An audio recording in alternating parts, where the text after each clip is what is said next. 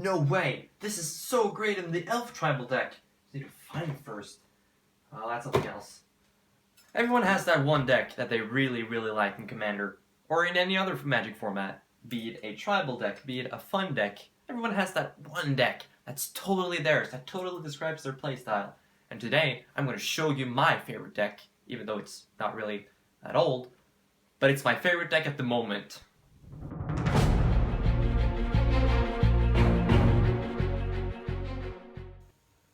Ulamog, the Infinite Gyre, is a 10/10/4/11 that says whenever you cast Ulamog, the Infinite Gyre, destroy target permanent. It's Annihilator 4, indestructible, and when it's put into your graveyard, you shuffle the whole thing back into your library.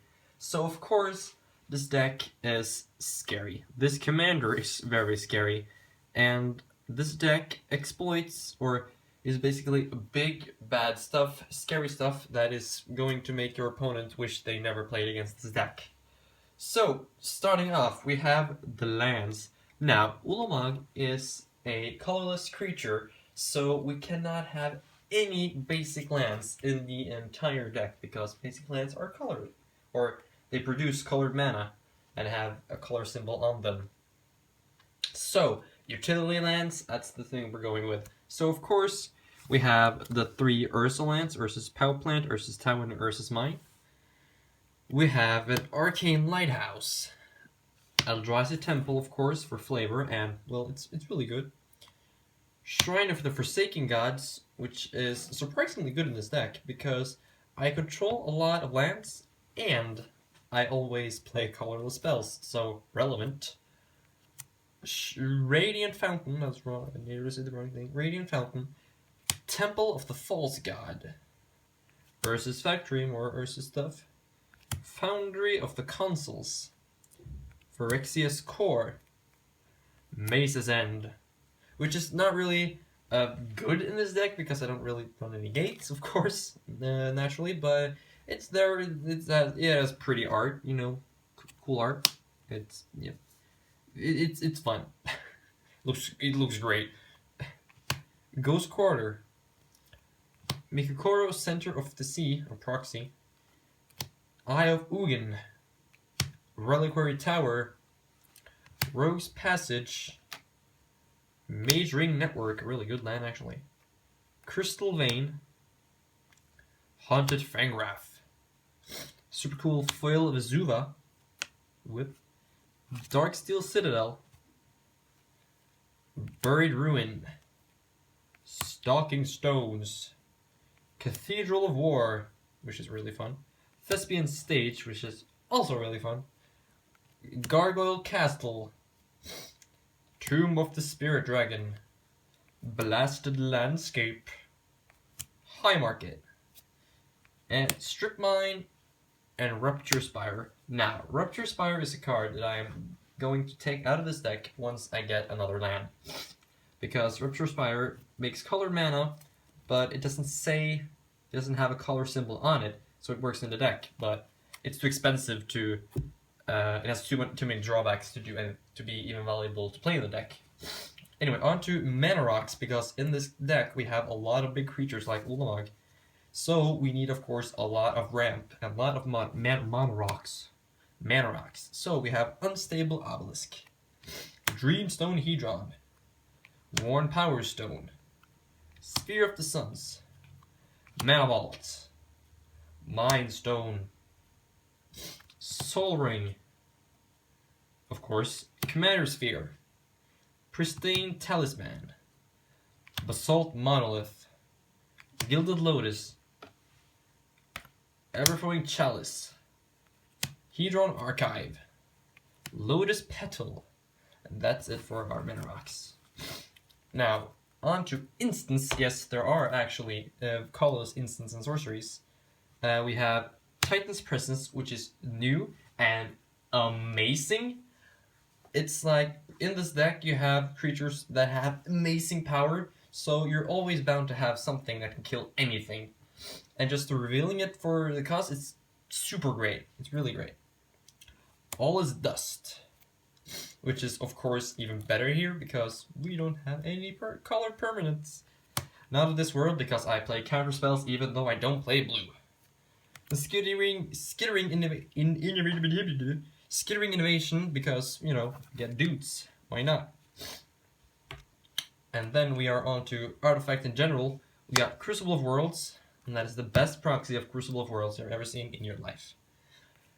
Unwinding Clock, Trading Post, Eternity Vessel, Tormod's Crypt, Gate to the Aether, Nevinyrral's Disc, Eye of Doom, Expedition Map, Obelisk of Erd because tribal, nearly tribal. Storage Matrix. Now this is fun. It's not always this works in my favor, but usually when it does, it's because I have a lot of artifact creatures and a lot of artifact ramp freaking what's it called? It's called mana rocks. Sorry, I'm dumb today. Anyways, I have a lot of that, so I can play. If I just untap artifacts, I can still play the game, beat people, and they still are stuck on either lands, artifacts, or creatures, which is really great. So I shut them down, but it doesn't shut me down that much. Jaloom Tome, because I need draw power in this deck. Door of Destinies. Urza's Hot Tub, which is illegal, I know, but shh. Don't tell Wizards of the Coast. Lucamental Coating. Eldrazi Monument. Baron's Codex. Pyxis of Pandemonium. Spine of Ishsa. Right, and then on to equipments, because equipments are really great on giant creatures, as far as you probably know, especially Hedron Matrix. And that works. Bone Horde. Gorgon's Head. Swiftfoot Boots. I would love to have it with Lightning Greaves, but I don't have Lightning Greaves yet. Argentum Armor. And of course, swords. We need swords. Swords of Body and Mind. It's not flavor, but we don't cover flavor. Now onto artifact creatures. We got Silent Arbiter, which is amazing. Karn Silver Golem. Alloy Mirror. Steel Hellkite. Platinum Angel, really cute. That is a cute Platinum Angel. Wormcoil Engine. Mirror Battlesphere. Blightsteel Colossus, another one of my fancy proxies. Colossus of Akros. Mirror Retriever. Palladium Mirror. Opaline Unicorn. Mirror Sire. And Edge Champion. Now, the reason I have proxies in this deck is because there's like 5 cards in this deck, which are the proxied ones that I just could not afford. For the life of me, I couldn't find them, and when I found them, they were just so expensive, and nobody really wanted anything from my binder, so what can you do? So, the last proxy, of course, is Kozilek, Butcher of Truth, which has a cute little smiley face on it. Yes, that's the bro, yo. And we got Sponsire of Ulamog. Ulamog's Crusher. Path Racer of Ulamog. You know, because Ulamog, you know, ha ha ha. Ulamog's The Spoiler. And then we got Artisan of Kozilek, Conduit of Ruin, Hand of Emrakul, and Emrakul, Ian the Eon's Torn, which I know is illegal, but some people are cool enough to let me play with them. And of course, if you've been counting so far, there's still one card we're missing, and that's the Planeswalker Karn Liberated. Yes, I have a Karn Liberated because I got lucky. Yo. So yeah, that was my Ulamog, the Infinite Gyre deck. The deck that really represents my playstyle and the deck that I personally think is the best deck that I've made, actually. It turned out really good. I've played with it a few times. It works. It's really scary. It's really big and bad. Of course, there's some times where I just have the worst draws. I have started with an Emrakul on a 4-card hand once, and that was just the worst match ever. But other than that, this deck is super cool. It's super fun to play. It's really mean to play, so beware of hate. But, you know, we got Ulamog, so the hate won't last that long once he hits the table. So yeah, thank you for watching this video. Yeah, like, subscribe, comment, do your things. You could probably tell me a lot of stuff I can improve on this deck, because it's far from perfect. Of course, commander decks aren't supposed to be perfect the first time you build them.